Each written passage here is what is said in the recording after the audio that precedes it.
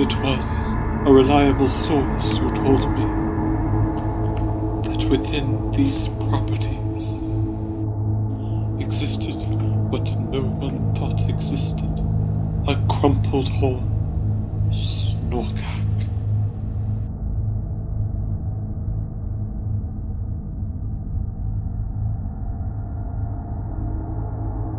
I probably should not be on this property to begin with, but the lure of the snorkack is too great.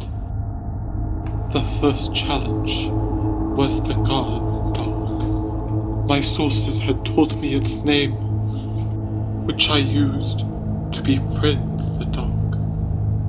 Unfortunately, she demanded payment, which cost me time I did not have.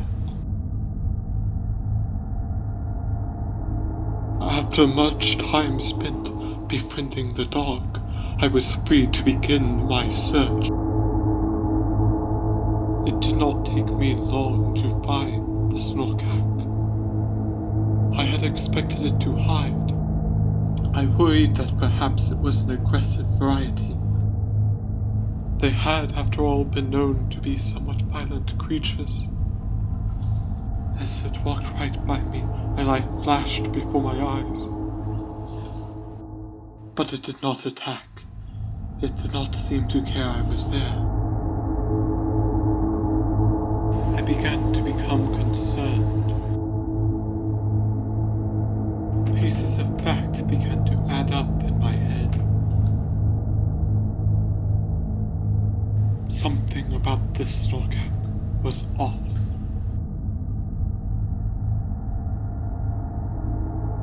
Far too calm around humans.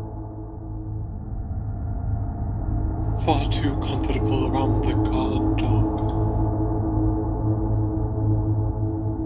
And there was something almost like a dog collar around its neck.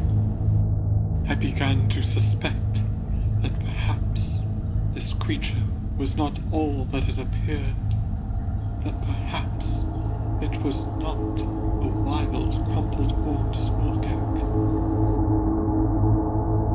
but instead a domesticated one, treated like a common dog.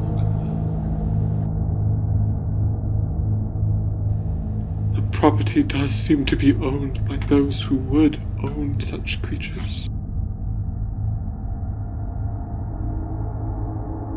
I devised a plan to stake out the property. I decided to wait and observe the back door.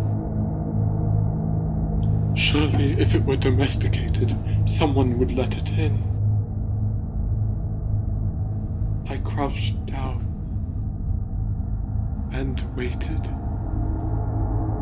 I did not have to wait long. Soon enough, someone opened the door and the snorkack entered.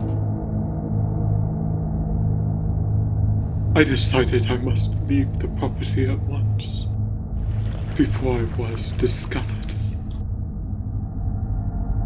The memory is still raw and painful for me to repeat, but I feel it is my duty as editor of the Quibbler